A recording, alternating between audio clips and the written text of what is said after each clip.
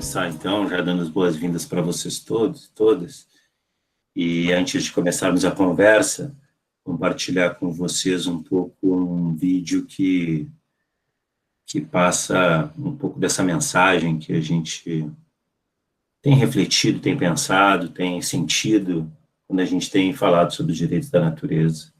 E é importante que a gente possa começar colocando em pauta justamente como a gente sente isso.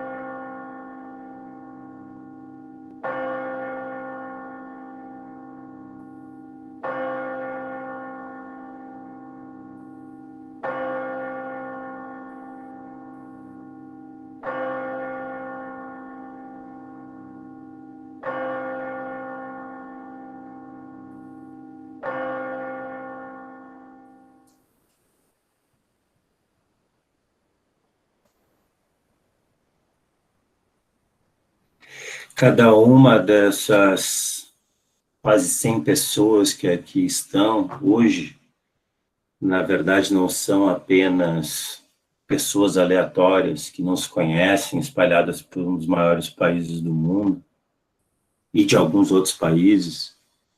Algumas podem ter até se conhecido ao longo dessa caminhada, alguns terem se cruzado há muitos anos atrás, outros terem se reunido hoje à tarde. Mas todos nós, de alguma forma, estamos conectados com uma preocupação comum. Estamos movidos e instigados internamente pelo desejo de que algo se transforme, pela inconformidade consciente ou inconsciente de que alguma coisa está errada. Dentro de nós, a gente tem essa convicção, ou esse chamado, ou essa pequena voz, ou esse grande grito. E é por isso que a gente está aqui hoje. E é nesse movimento que a gente queria dar as boas-vindas a todos e todas que estão aqui. E cada um, desde o seu lugar, desde a sua cadeira, desde a sua casa, desde o seu trabalho, da sua família, enquanto a gente percebe que cada um de nós, sim, pode ser agente de transformação para essas mudanças de paradigma que a gente deseja nesse mundo. O que a gente pretende aqui é criar um círculo conectado de pessoas de diferentes lugares, culturas e saberes, que fortaleça essa teia de cooperação em prol da casa comum. E nesse sentido que a gente trabalha com o acolhimento das diferenças, com o respeito das opiniões, e queria convidar todos vocês a que a gente possa fazer junto esse percurso de 9 semanas, numa troca franca de experiências, de dúvidas, de inquietações, de conhecimentos. Ninguém é dono da verdade, e como diria Paulo Freire, ninguém se liberta sozinho, não é? Eu sou Luiz Felipe Lacerda, eu sou psicólogo de formação, sou coordenador da cátedra Laudato Si da Unicap, e sou secretário executivo do Observatório Nacional de Justiça Socioambiental Luciano Mendes de Almeida, o OMA, que é um organismo da província dos Jesuítas do Brasil, que trabalha justamente na formulação de redes em prol da justiça socioambiental e da casa comum. O OMA e a Cátedra Laudato Si, em 22 de abril do ano passado, foram convidados a integrar um grupo que se chama Articulação Nacional pelos Direitos da Natureza. Esse grupo está completando 1 ano agora, no próximo dia 22. Eu lancei lá no grupo várias vezes o link, né, da página, dos documentos. E esse grupo, ele é composto por diversas instituições, inclusive, que tem grande representatividade aqui, o CIMI, a CPT, algumas universidades como a UNB estão neste grupo. E deste grupo se derivou, então, algo que se chamou, os convencionais chamaram de GT jurídico. O OMA foi convidado a organizar um grupo de juristas brasileiros para pensar a incidência do campo dos direitos da natureza. E aí nós fomos ao CIMI, procurar os colegas do CIMI, nós fomos ao Ministério Público Federal, nós fomos à Defensoria Pública do Pará, nós fomos à Faculdade Dom Helder Câmara em Belo Horizonte, nós fomos à Cátedra de Direitos Humanos da Unicap, nós fomos à International Rivers, nós fomos à ONG Mapas, e constituímos um grupo de 10 juristas, que fez um percurso ano passado, estudando aonde os direitos da natureza ganharam incidência jurídica e política no Brasil e no mundo. Daí derivou aquele livro que eu passei também para vocês o link, que é o livro que de alguma forma dá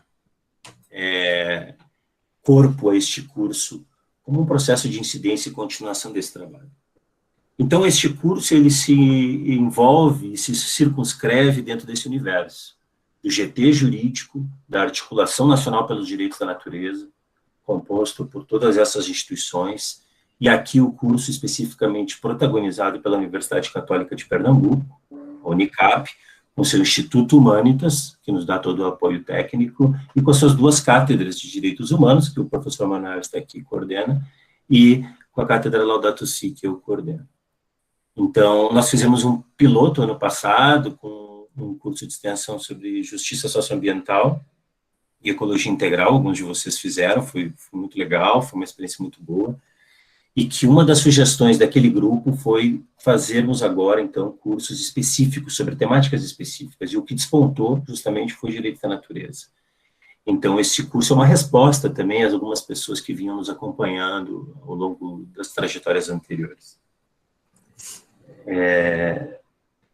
Nesse sentido, antes de eu passar um pouco a palavra para a nossa convidada de hoje, a nossa professora, o corpo docente dessas aulas serão esses professores e esses juristas deste grupo. Todas as outras inquietações, dúvidas que vocês tenham no tocante a inscrições, a matrícula, a certificação, vocês podem procurar o suporte no privado, tá? As aulas ficam gravadas e é efetivamente necessário 75% de presença online para certificação, mas nada impede que depois a gente reveja e assista às aulas no drive do curso, que está vinculado ao grupo do WhatsApp. Ele tem um drive onde essas aulas são subidas paulatinamente, de acordo com elas são gravadas e anexadas. Então, todas as dúvidas que vocês tenham, de inquietações sobre essas questões mais estruturais, certificações, a gente vai tratando por e-mail ou no privado por WhatsApp. Nós vamos nos encontrar nas próximas quintas-feiras, às 9 horas, às 19 horas. Vocês têm o manual ali do participante, onde vai mostrar para vocês esse trajeto. E as nossas aulas, os nossos encontros, melhor falando, a gente sempre pretende que eles sejam muito dialogados. Então, a gente convida sempre 1 ou 2 professores para fazer uma exposição inicial e depois a gente vai abrir para o debate, para a conversa, para a reflexão, porque somos um grupo grande que com certeza traz uma bagagem muito, muito forte a ser compartilhada. Dadas as boas-vindas e feitas as apresentações, um dos panos de fundo, deixa eu ver se eu consigo aqui projetar para vocês, um dos panos de fundo desse curso é justamente a perspectiva da ecologia integral. Eu não vou me ater aqui, mas eu quero, antes de tudo, dar só um panorama para vocês de o que a gente entende quando fala de ecologia integral, para concatenar um pouco com a fala da professora Marisa, que vai introduzir-nos nesse processo que se refere à mudança de paradigmas. A ecologia integral explícita muito claramente na encíclica Laudato Si, do Papa Francisco. Ela é um conjunto, um apanhado de percepções que já vinham sendo, inclusive, construídas em outros setores fora da igreja e dentro da igreja, no contexto da ecologia profunda, da educação humanista, da teoria da complexidade, das teorias culturais, entre outras. E a gente consegue, entre tantas perspectivas, sistematizar a ecologia integral não como um conceito, não como um movimento, mas como uma proposta de mudança paradigmática para a sociedade que a gente vive. E, nesse sentido, os direitos da natureza, eles são uma ferramenta que também propõe essa mudança paradigmática no universo jurídico. Eu tenho aprendido muito com os meus colegas advogados, eu não sou da área, sou psicólogo, e tenho me dedicado a aprender com eles justamente alguns dos grandes impasses, por exemplo, entre o direito ambientalista e os direitos da natureza, né? Então, se percebe que os direitos da natureza também são uma proposta de mudança paradigmática dentro do universo jurídico, mas para a sociedade como um todo, ao conversar com a própria ecologia integral. E a ecologia integral, a gente pode entender ela basicamente sobre 5 grandes perspectivas de mudança paradigmática. A primeira é essa mudança, nos convite a uma mudança, a um olhar mais sistêmico. Não é mais possível separar o social do ambiental, né, mas começa a se entender, então, que a crise social e a crise ambiental são as mesmas facetas de um mesmo fenômeno, um fenômeno socioambiental. Então, a gente começa a superar as dualidades cartesianas, as separações por áreas de saber, e começa a entender e caminhar para uma perspectiva multidisciplinar.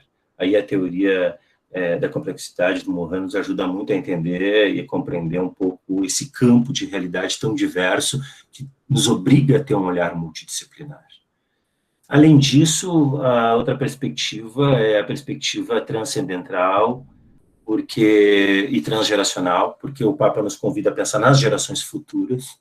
Então, hoje a gente atua olhando também para o futuro, e transcendental, porque se engloba aí uma perspectiva da espiritualidade. E aí não é especificamente a questão das religiões a que eu me refiro, mas a da espiritualidade como um contexto, um fenômeno mais amplo. Por isso se conversa nos direitos da natureza, nós vamos ver muitas vezes aqui, com o conceito de bem viver dos povos tradicionais, que tem uma relação simbiótica e espiritual com a natureza. Então, por isso, a ecologia integral nos convida para uma perspectiva transcendental e transgeracional. Além disso, muito embasado no Brasil também nos escritos do Leonardo Boff, a ecologia integral nos convoca a uma perspectiva da ética do cuidado, da justiça e da harmonia. O Boff se dedica muito a estudar justamente essa perspectiva da ética do cuidado. Então, o cuidado que nós temos que ter para além da perspectiva antropocena, como se diz hoje em dia, olhando para uma perspectiva das nossas relações com tudo que é vivo, não só com o que é o humano. E depois disso, a ecologia integral também nos convida a uma perspectiva contextual, cultural, quer dizer, todo fenômeno, todo processo, todo projeto, todo acontecimento, toda atividade, ela pode ser pensada nacionalmente, globalmente, mas ela se ancora num território. Em um território com determinados atores, determinados saberes, determinadas culturas. Então, sempre quando nós vamos pensar em ecologia integral, em ações, em mudança paradigmática, a gente tem que pensar no chão que a gente pisa, na cultura com a qual a gente conversa e com os atores que estão envolvidos com isso. Esse é um panorama que eu gostaria de passar para vocês nesse primeiro momento, porque esse é o pano de fundo das nossas discussões a respeito dos direitos da natureza. E essas perspectivas vão estar sempre presentes e perpassando as nossas conversas ao longo dos nossos encontros. Dito isso, eu gostaria de apresentar para vocês uma grande amiga, professora Marisa Rios. Professora Marisa, ela é doutora pela Universidade Complutense de Madrid, na Espanha, mestre pela Universidade Nacional de Brasília, pesquisadora em direitos humanos, jurisdição e adoção de políticas públicas associada ao Grupo Internacional de Inovação e Pesquisas Econômicas, Biocentrismo e Inovação de Governança no Mundo, e ela é professora da Faculdade Dom Helder Câmara, de Belo Horizonte, uma faculdade especializada em direito ambiental, é uma dessas juristas que vem pensando conosco na Articulação Nacional dos Direitos, pelos Direitos da Natureza, o avanço no Brasil. Nós temos conseguido bons avanços com esse livro, com essas experiências, né? Essa semana até andaram falando que alguns juízes já estão citando os direitos da natureza, respaldados também nessas produções que temos feito. E a Marisa vai, então, conversar um pouco com a gente nessa primeira aula, justamente, sobre essa mudança paradigmática. Não é, Marisa? Boa noite a todos, muito obrigada, Luiz. Eu quero iniciar compartilhando 2 sentimentos meus. O primeiro é que eu estou, desde ontem, firme, olhando cada mensagem que aparece de todos vocês aqui, uma média de mais de 100 pessoas, se apresentando. E cada apresentação que eu lia dava um medo, um medinho, assim, sabe? Um sentimento, assim, muito gostoso, sobretudo porque eu vejo que nós estamos aqui com um grupo de muitos colegas, de muitos professores inclusive da área do direito, de estudantes, e, sobretudo, o que tem em comum entre todos nós, a partir do que eu fui acompanhando, das mensagens que foram chegando, é que todos nós carregamos dentro de nós a angústia e a busca de que o mundo pode ser melhor, de que um outro mundo, uma outra forma de viver, de conviver, é possível. E cada um de vocês, à medida que ia se apresentando, que eu ia lendo, cada um sentado em algum lugar, em algum banco, ou numa ONG, ou numa luta social específica, ou dentro da universidade, ou como estudante, né? Eu tenho, inclusive, aqui alguns alunos que são alunos da Dom Helder, são alunos meus, né? Inclusive, são meus alunos, fazem pesquisa comigo, colegas aqui, professores. E queria dizer que a minha experiência, eu passei um bom tempo como advogada exercendo a função da advocacia. Fui advogada durante um bom tempo da Comissão Pastoral da Terra, e carreguei durante todo o tempo em que fui advogada da Comissão Pastoral da Terra a angústia e a certeza de que é possível encontrar saídas para muitas coisas, e que todas essas coisas se convergem para uma vida melhor.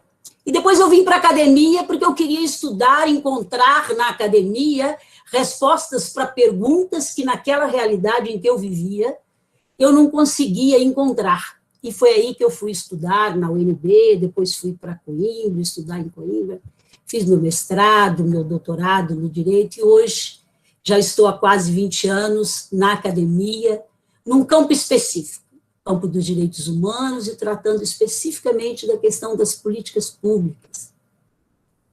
E eu penso que é por essa razão que eu estou aqui, não tanto como uma jurista, não tanto como uma grande teóloga, porque, na verdade, aqui eu não vou fazer teologia, porque eu não sou da teologia, não vou fazer uma análise filosófica, porque eu não sou filósofa.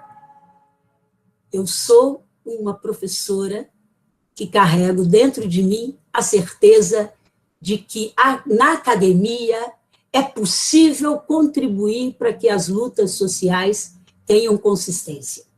E, sobretudo, nesse momento, um momento paradigmático, né, como diz o Luiz, um momento de transição paradigmática. E que muitos autores já estudaram isso, né? Eu aqui vou trazer alguns colegas que estudaram sobre isso, que eu li, que eu conheço um pouco, para que possa iluminar a nossa experiência. Mas eu queria que colocasse aí na tela o título da nossa aula de hoje, desse primeiro encontro. É um título enorme que é incapaz de ser tratado numa única aula, e por isso eu fiz uma síntese a partir das leituras que eu venho fazendo já há alguns anos em torno da transição paradigmática. Vejam que não apareceu aqui para mim, acho que ainda vai aparecer, né? Acho que ainda vai aparecer. Sim, o título dessa nossa primeira aula, esse nosso primeiro encontro de 9, é Perspectivas Paradigmáticas, Sociedade, Direito Colonial e a Mudança Paradigmática. Os direitos da natureza e seus pilares. Volta bastante, porque aí já é quase no final. Vamos fazer isso. Só para a gente se conectar aqui. E eu queria começar aqui tentando colher de vocês aqui no chat, olhando esse título que a comissão deu para este primeiro encontro.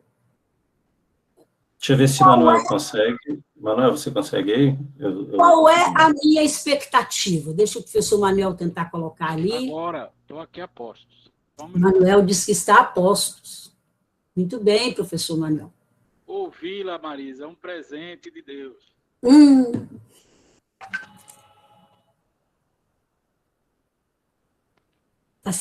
Vai colocar, daqui a pouquinho vai aparecer o título. Eu queria que a gente pensasse um pouquinho, qual é a expectativa que eu tenho dentro de mim quando eu vejo esse título desse primeiro encontro, cujo pano de fundo Luiz colocou muito bem, né, dessa relação da natureza com a ecologia integral.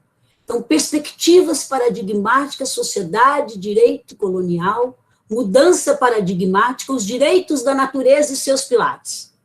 O que aparece na cabeça da gente quando a gente vê esse título? Vamos ver se o que aparece para vocês, meus colegas aqui, foi a mesma coisa que apareceu para mim quando comecei a preparar essa nossa conversa aqui.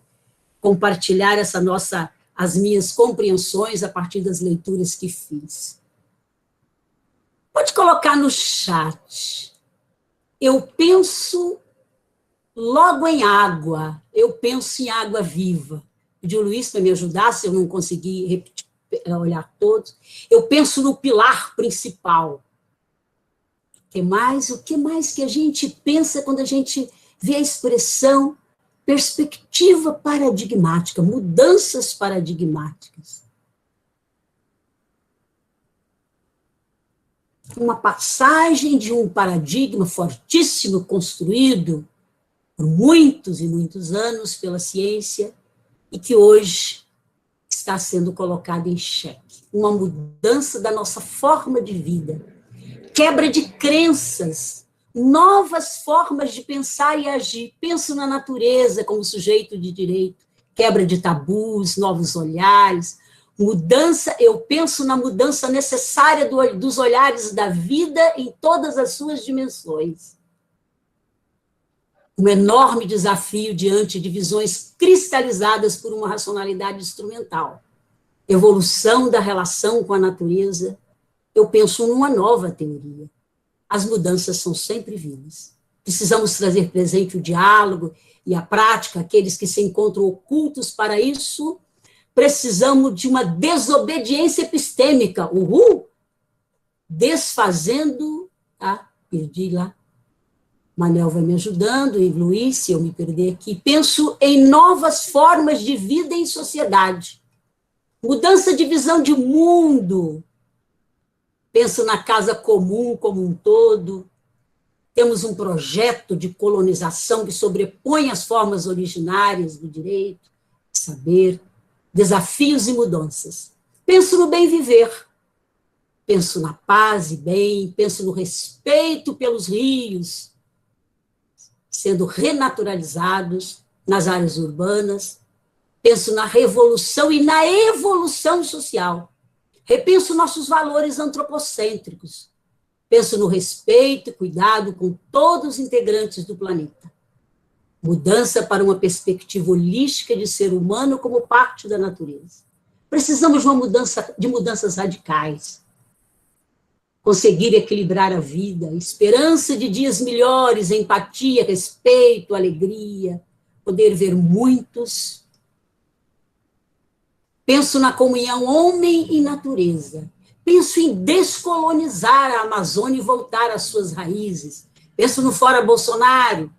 Penso no amazonizar-se.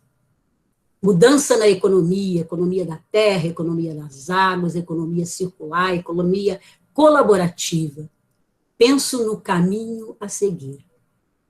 Penso o dedo verde diante da criação. Que legal. Consciência e amor verdadeiro fraterno, paz e terra, fora neoliberalismo, uma maior conexão com a natureza.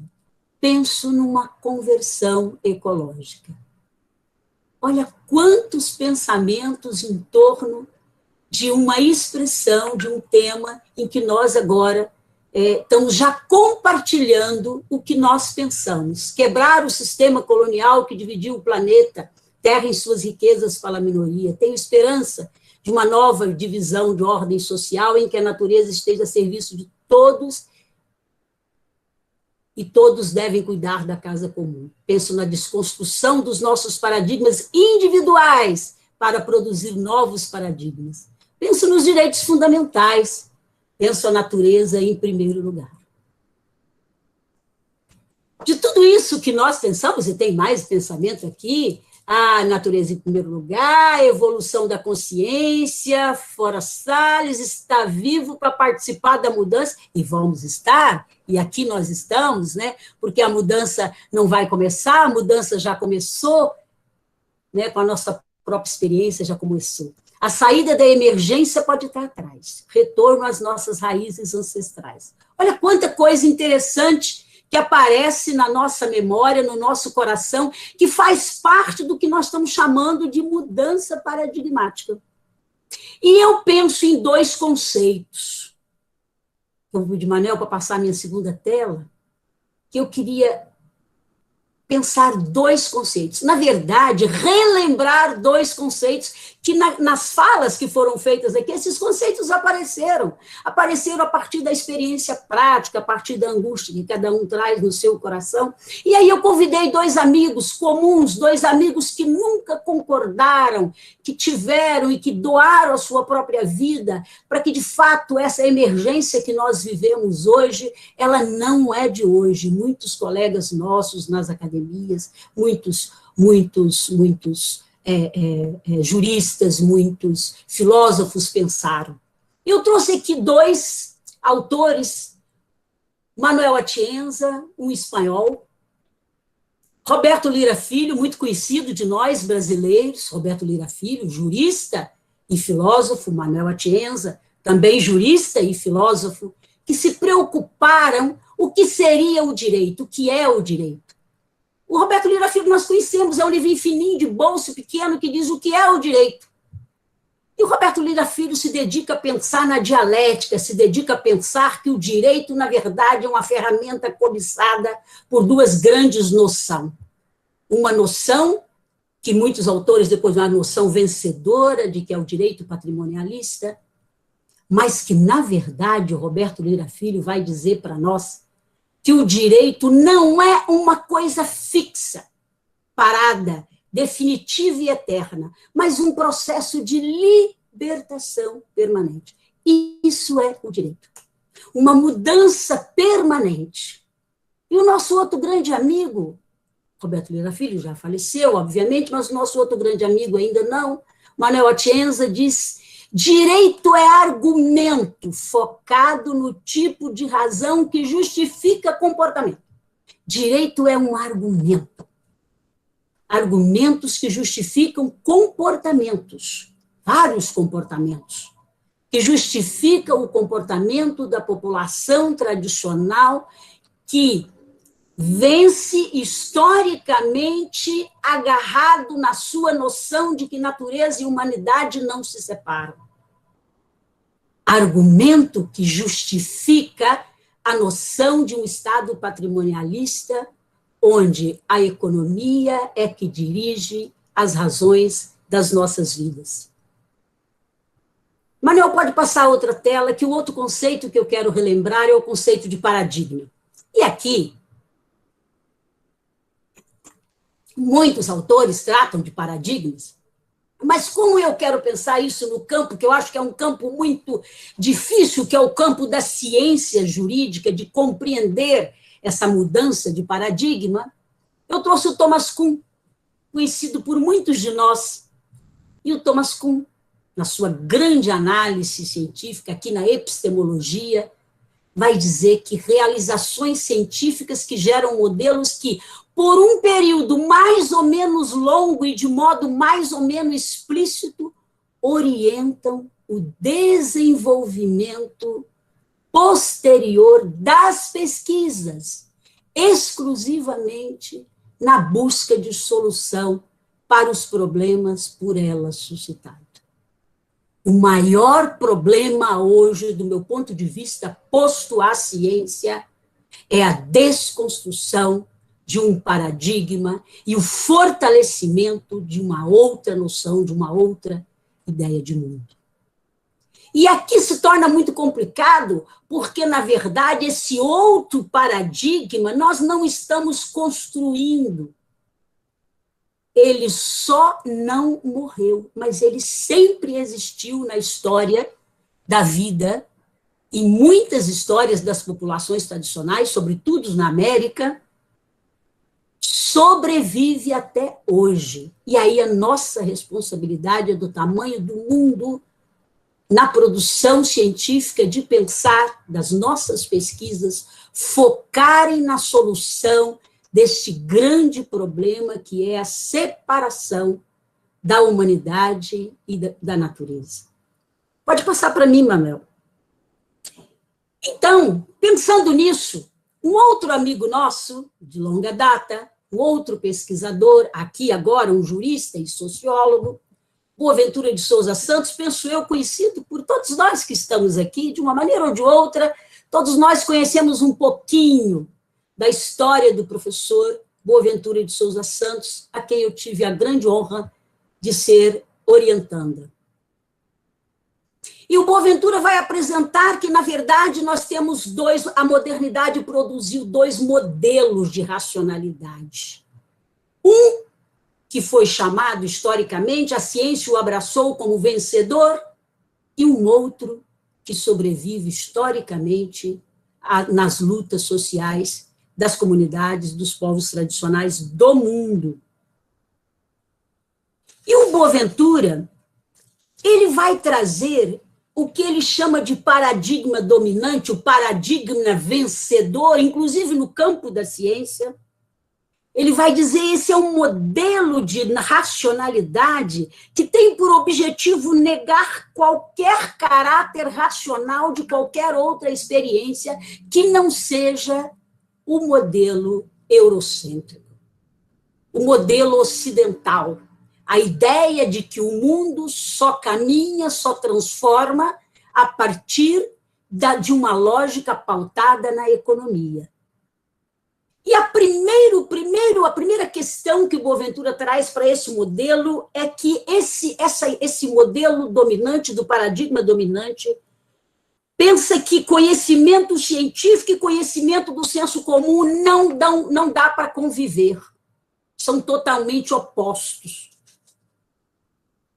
O segundo pecado desse modelo é uma relação de superioridade entre a humanidade e a natureza. A natureza, tudo o que é da natureza é objeto.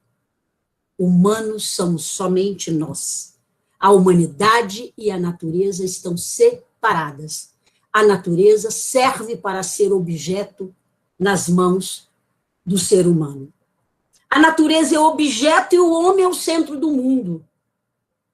E pior do que isso, vai dizer o Boaventura, a ciência, a própria construção do conhecimento a serviço de uma única visão de mundo, a visão ocidental.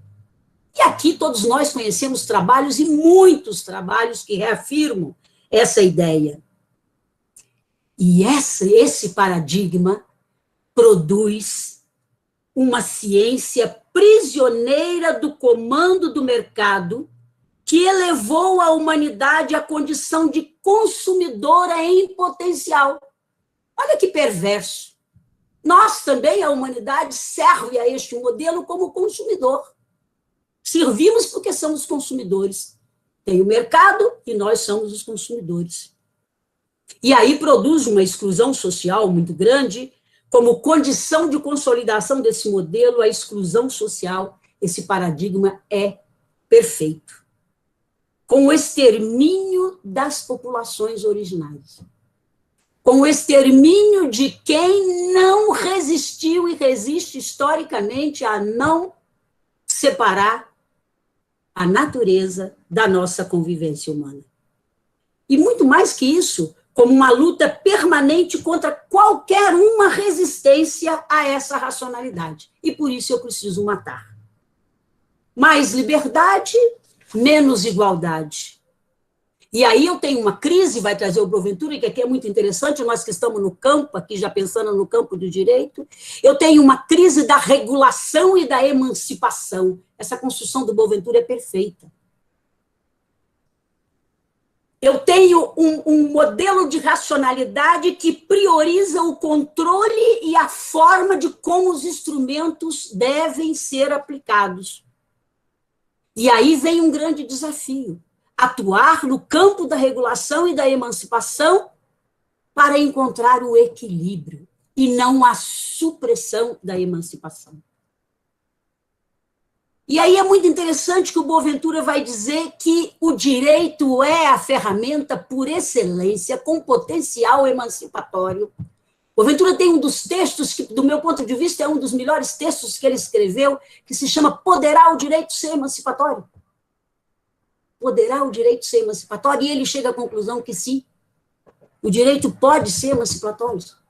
Globalizando, trazendo à presença, incentivando as lutas que se opõem a esse modelo separatista. O direito conservador se organiza baseado no mercado e, por isso, o princípio da liberdade de mercado é o que predomina. O direito cosmopolita, chamado pelo Boaventura de uma outra razão, se organiza baseado nas lutas sociais. E, por isso, o princípio é o da dignidade. Olha que interessante. O princípio é o da dignidade, não é da liberdade de mercado. O princípio é o de reconhecimento da dignidade e da igualdade. Direito, natureza e humanidade estão juntos. E aí o Boaventura vai trazer um aspecto que é muito interessante, que ele vai dizer o seguinte: então eu tenho duas sociedades civis. Eu tenho uma sociedade civil íntima, que é a sociedade focada na construção da racionalidade pautada no mercado. na visão mercadológica, mas eu tenho uma sociedade civil estranha, que é essa sociedade que nós acreditamos nela e que vai, e que já está fazendo a revolução paradigmática. Porque aqui, nessa sociedade estranha, a política é a política da igualdade. Aqui, a política é a política da dignidade e não a política da liberdade de mercado. Tudo isso recebe um nome de antropocentrismo. A visão antropocêntrica, que inclusive vários de vocês colocaram aqui. O que é a visão antropocêntrica em síntese? É a orientação, o controle e a manipulação do meio ambiente que nós conhecemos em função de sua utilidade econômica. O meio ambiente serve como objeto de utilidade econômica. E aí, essa postura antropocêntrica está centrada nos seres humanos, colocando os seres humanos como ponto de partida de qualquer valoração. Quem tem valor é só a pessoa humana. Exemplo aqui, o exemplo da própria dignidade humana prevista, fundamento prioritário de todas as constituições modernas do mundo, concede ao humano um lugar privilegiado, distinto dos outros seres, únicas e somente eles, com capacidade cognitiva, portanto, portadores de valores intrínsecos. A natureza, os bens da natureza não têm valores intrínsecos, são apenas objetos. Plantas, animais, água, como falamos aqui, não têm valores intrínsecos, são objetos apenas. Portanto, direitos e deveres podem somente residir nas pessoas. A natureza deixa de ser uma categoria plural, é desarticulada e se converte em um conjunto de objetos, vivos ou não vivos, em que alguns poderiam ter utilidade para o crescimento econômico, outros nem utilidade têm. Por isso se justifica cortar árvores, por exemplo, por isso se justifica o mercado da mineração, por isso se justifica várias atitudes diante da natureza. Os valores são propriamente externos aos objetos e somente podem ser atribuídos pelos seres humanos. E aqui eu tenho um viés utilitarista, uma visão utilitarista do humano com a natureza, que organiza a apropriação da natureza e se converte na mediação com as compreensões sobre o desenvolvimento, o que no campo econômico significa uma combinação de valores comuns. Quais são os valores comuns do campo econômico? Pode ler em qualquer livro de economia. Crescimento econômico, aumento da exportação, atrair investimentos, em primeiro lugar. Enquanto os objetos podem ser, enquanto a natureza pode servir para ganhar mais, pode servir para o crescimento, pode servir para a exportação, pode servir para o investimento, perfeitamente, sejam bem-vindos. Ao contrário disso, são somente objetos. Os recursos naturais constituem o combustível para o crescimento econômico. Aqui, um exemplo, o Brasil tem vários exemplos nesse sentido, tem muita gente aqui que é da região amazônica e sente isso na pele. Os recursos naturais servindo como combustível para a confirmação dessa lógica antropocêntrica. A maior expressão utilitarista dessa lógica antropocêntrica é a dominação, seja dos humanos com o meio ambiente, seja de alguns humanos sobre outros humanos. Veja que a luta pelo reconhecimento dos direitos da natureza não é uma luta separada de todas as nossas lutas sociais para garantia de território, para reconhecimento de direitos, para vacina, para tantas questões que assolam a nossa sociedade. Não são lutas distintas. Essa lógica tem essa previsão de ter seres humanos que têm a função de explorar os outros seres humanos. E aqui tem uma expressão de René Descartes, que eu pessoalmente gosto muito, em que lá em René Descartes, se a gente for olhar, a gente vai encontrar a ideia de que o meio ambiente e os animais que poderiam ser desmontados para ser entendidos e manipulados. Está lá, a própria filosofia reconheceu isso. Mantendo, reforçando essa ideia antropocêntrica. A ideia de bem-estar, a ideia do prazer, da felicidade, o exemplo de justiça, o que é justiça, talvez até seja derrubando árvores, talvez até seja reconhecendo que mesmo com os 2 grandes acidentes ambientais em Minas Gerais, 2015 e 2019, ainda temos que continuar investindo e investindo muito na mineração. Se justifica, porque vai trazer a felicidade do dinheiro, do maior dividendo econômico. E aqui, eu peço ao Manuel para passar a minha próxima tela, qual é a centralidade desse modelo? A centralidade dessa razão, a ciência fará da pessoa humana o senhor e possuidor da natureza. A senda que conduz o homem ao poder, olha que perverso, a senda que conduz o homem ao poder e a que conduz a ciência estão muito próximas, sendo quase a mesma.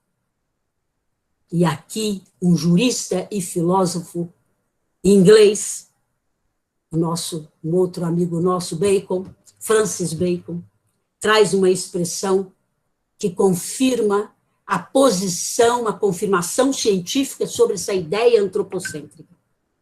Para ele, ciência é técnica. E, portanto, o conhecimento científico deveria ser considerado instrumentos práticos de controle, de dominação da própria natureza.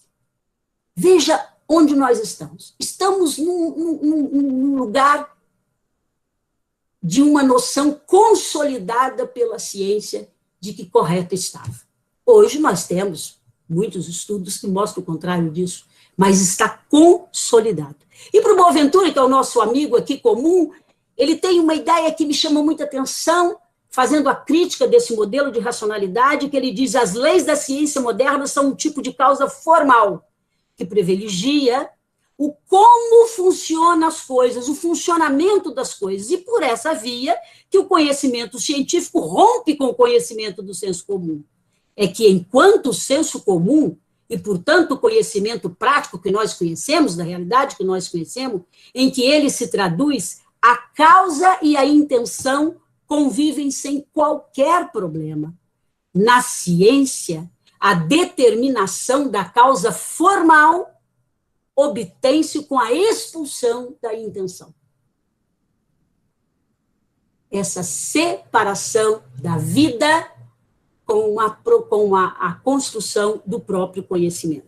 E o nosso terceiro e último amigo que trago aqui, que para mim é um dos grandes autores que pensa esse momento, essa crítica que faz a esse paradigma antropocêntrico, é o Bauman. O Bauman diz o seguinte: esse modelo, essa lógica paradigmática, cria e anula estranhos. Tem o objetivo de criar e anular estranhos. E nós sabemos que o Bauman, aqui, filósofo e sociólogo, senta num banco específico, que é o banco, ele, inclusive, é judeu, senta no banco específico, que é o banco dos refugiados, dos migrantes, de uma experiência perversa na história do mundo. E ele vai nos informar: a Constituição da nova ordem define em termos econômicos. Ela é definida em termos econômicos. Essa ordem veio dominar a totalidade da vida humana, porque o que é que pudesse ter acontecido nessa vida, inclusive o massacre do povo judeu, tornou-se irrelevante e ineficaz no que diz respeito à implacável e contínua reprodução dessa ordem pautada na vida. E ele faz a construção dele, nós conhecemos, tem 2 livros, que no final vocês vão ver, eu trago aqui, Modernidade Líquida. Né? Tem um outro livro pequeno também, que é A Chegada do Estranho. E é muito interessante que o Bauman termine, e aqui eu quero terminar de relembrar isso que nós já conhecemos, desse paradigma dominante, essa expressão do Bauman. Quando o Bauman foi perguntado o que seria emancipação, olha o que o Bauman respondeu, olha que fantástico. Ele diz, emancipar significa não deixar morrer pela própria história, significa resistir. É o que as populações tradicionais fazem historicamente, significa resistir. E aqui o exemplo dos refugiados, o exemplo dos migrantes, dos indígenas, dos quilombolas no Brasil e no mundo, né? E, sobretudo, na América Latina. E aí eu peço o Manel para passar a tela, que o Boaventura vai nos informar o seguinte, bom, mas tem outro modelo que já está sendo construído, nós não somos fundadores de nada, que ele vai chamar de racionalidade emergente, ou paradigma emergente.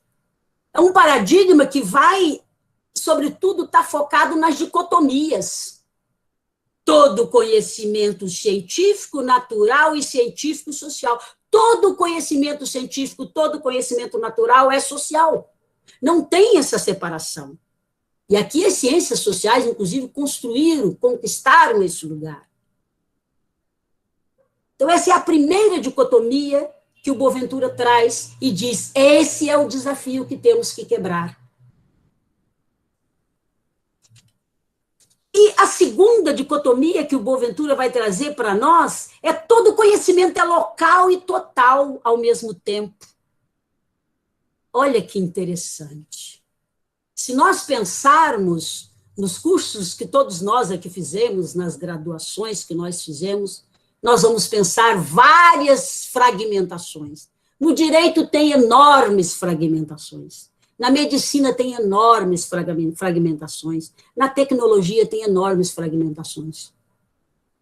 Na medicina, antigamente, tinha um médico da família. Eu, lá pequenininha, na roça, tinha um médico que sabia de tudo e que cuidava de todos os problemas que aquela comunidade tinha. Hoje você tem esse médico que se chama clínico geral e você tem um médico para cada especialidade. Então, é local, mas, ao mesmo tempo, é total. E veja como que essa ideia, só que esse total e esse local, nem o total é determinante, é verdade absoluta, nem o total é verdade absoluta, e o local é sempre discutível. Outras saídas possam ser encontradas e devem ser encontradas. Isso está no livrinho do Boaventura, que Boaventura escreveu lá em 79, que é um discurso sobre a ciência, um livro pequeno, bem pequenininho, ele faz essa leitura fantástica. E ele chega ao terceiro, diz, todo conhecimento também é autoconhecimento. A inserção do pesquisador na luta, na história, no objeto em que ele está pesquisando. Ele é parte. Ele também se autoconhece. Aqui não tem uma separação do meu compromisso social para a minha produção científica. Aqui não tem. Então, se autoconhece e, ao mesmo tempo, produz conhecimentos, produz a partir da vida real, da vida como ela é. Diego colocou ali, não estou muito olhando o chat, mas ele diz, me lembro da flexibilidade do Giddens. A ideia do Giddens, todo mundo sabe quem é Giddens, né? Fortalece essa ideia do mercado. Todo conhecimento científico visa constituir-se em conhecimento comum, em senso comum, perdão, visa constituir-se em senso comum. O conhecimento tecnológico e a sabedoria da vida vão juntos. Eles não estão separados. A tarefa é procurar traduzir, que é o que o Boaventura vai trazer. A tarefa é procurar traduzir isso, mas não separar. E aí eu peço para colocar a minha próxima tela, trazer a minha próxima tela. E aí o Boaventura vai dizer o seguinte, esse paradigma emergente também tem suas metas, também tem seus princípios de construção. que é o que nós acabamos de informar. Todo conhecimento científico é conhecimento, todo conhecimento natural, todo conhecimento social, são conhecimentos que se estão juntos, não existe essa dicotomia. Todo conhecimento é local e é total ao mesmo tempo, todo conhecimento é um autoconhecimento, todo conhecimento científico visa constituir-se em senso comum. E aí eu vou pedir para passar a próxima tela, porque aí eu fiz uma pergunta para mim. Então, quais são as condições nesses dois grandes suportes teóricos trazidos por esses nossos colegas, uma racionalidade dominante e a construção de um outro modelo de racionalidade? Quais são as condições que hoje, o título desse curso, Os Direitos da Natureza, quais são as condições para ser a natureza portadoras de direitos? E aí, a primeira delas, já apontada pelo Boaventura lá atrás, e que, do meu ponto de vista, nós precisamos recuperar nesse momento, reabilitar o senso comum pela ampliação do diálogo. E aqui, reabilitar o senso comum por dentro e por fora, por dentro da ciência e por fora, por dentro do direito e por fora do direito. Reabilitar em todos os campos, a partir do diálogo. Porque diálogo não quer dizer concordância com o que me vem para ser imposto sobre a minha posição. Diálogo quer dizer, já dizia o Habermas, né, a teoria do Habermas, diálogo lembra da comunicação, que lembra muito a teoria do Habermas. Senta-se na mesa e conversa e chega ao ponto conjunto daquilo que deva ser o princípio norteador daquela ação. Trazer para a presença ausências emergentes e traduzi-las. Aqui é o segundo texto do Boaventura, que para mim é fantástico, que se chama Sociologia das Ausências, Sociologia das Emergências e o Trabalho da Tradução. Eu penso que o nosso maior desafio agora é olhar para todas essas ausências que já estão vindo através das lutas sociais para emergências, encontrar os pontos emergentes e buscar traduzi-los. E encontrar os pontos emergentes dentro da ciência jurídica, do meu ponto de vista, está em dois lugares. Está na construção, na incorporação legislativa do reconhecimento da dignidade da natureza, que aí, portanto, por consequência, será portadora de direito, mas está também na prática do direito. E, nesse sentido, aqui, vocês dão um banho, né, em todos nós, sobretudo vocês que têm uma experiência enorme no CIMI, nas lutas sociais. Penso que esse desafio de encontrar nesse conjunto de lutas o que é mais urgente e que nos ajuda a aproximar, do ponto de vista global, porque do ponto de vista de experiências locais nós já temos, do ponto de vista global, aproximar a natureza da humanidade, a relação de cumplicidade, a relação de harmonização, é a tarefa de selecionar, de encontrar na prática da vida as emergências e buscar traduzi-las. Fazer o diálogo da tradução por dentro e por fora do direito, como eu acabei de informar, por dentro e por fora da economia, por dentro e por fora das relações sociais. Aqui em Minas Gerais tem uma experiência ainda muito nova, que é muito interessante, que eu quero exemplificar, do diálogo por dentro e por fora da economia. Aqui tem uma região grande, tem muita gente aqui de Minas, inclusive eu vi, tem gente de Belo Horizonte, tem gente, inclusive, que sabe isso que eu vou informar. Aqui tem, a Minas Gerais é dividida em 5 grandes regiões. Tem uma região que se chama região da Mata. Nessa região da Mata tem uma construção de lutas sociais que em 2017 conseguiram produzir uma lei estadual que declara que a região da Mata é a região da produção econômica agroecológica. E aí você tem uma experiência de pequenos produtores, com cuidado com a água, da produção agroecológica, do feijão, lendo e conversando com proprietários, pequenos proprietários dessa região, são mais de 100 qualidades de feijão. Inclusive, já está no mercado externo. Globalizar isso é muito importante.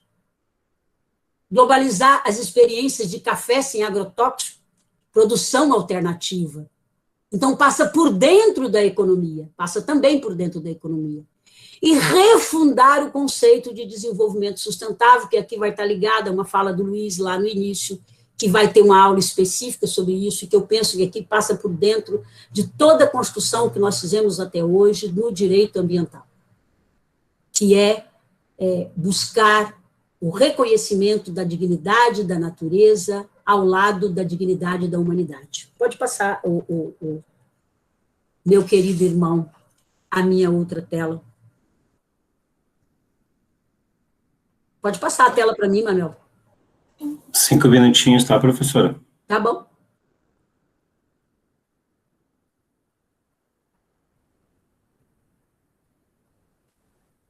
Acho que deu um problema, só para passar o final. E aí, já terminando, já chegando ao final da minha fala, do meu compartilhamento, daquilo que eu consegui sintetizar para compartilhar aqui com vocês, quais as condições para ser a natureza portadora de direitos? Tem várias iniciativas no campo da ciência, no campo da produção de conhecimento, no campo das universidades, no campo da produção científica. Tem várias iniciativas. Tem uma iniciativa vinda de uma experiência muito legal de um amigo nosso, o Alberto Acosta, que é uma teoria do bem viver, que é uma teoria muito ligada à questão econômica, uma outra proposta de economia. Tem uma experiência com brasileiros no campo do direito constitucional, que é o direito constitucional ecológico, aí com Ingo Sarlet, que muitos de nós conhecemos, uma experiência por dentro da legislação, que também tem uma relação de repensar a questão do reconhecimento dos direitos da natureza. Tem uma outra construção chamada racionalidade ambiental, aí com Henrique Leff e um grupo de colegas, que é uma racionalidade, um modelo diferente, uma forma diferente de interpretação, de hermenêutica. Tem uma outra construção, justiça ambiental e ecológica, ética biocêntrica, teorias econômicas no meio ambiente. Então, eu penso que a gente dar uma olhada nessas construções nos ajudam muito para a gente ver o debate que está sendo construído, que está sendo feito em torno de reconhecer os direitos da natureza ao lado dos direitos da humanidade. Pode passar? Pode passar, Luiz, para mim, por favor? Bom, e aí, não tem outro caminho. E eu gosto muito do Maquiavel. O Maquiavel nos diz o seguinte: aprender o caminho do inferno para dele se afastar. Então, visitar de novo o caminho do inferno é condição sine qua non para nos afastarmos com a devida certeza e prudência de que a natureza já é sujeito de direito. Mas a nossa luta é traduzir isso por dentro das instituições e por fora das instituições, para que, de fato, a gente possa dar passos da universalização da natureza e da humanidade convivendo harmonicamente. Gostaria que passasse a última tela. Para preparar essa aula, essa conversa aqui com vocês, eu fiz uma visita em vários autores que eu comentei aqui. Pediria o Luiz para passar a última tela, por favor. Que são as referências que eu quero chamar aqui a atenção, terminando já a minha Manuel, com vocês. Só me passando aí a última tela.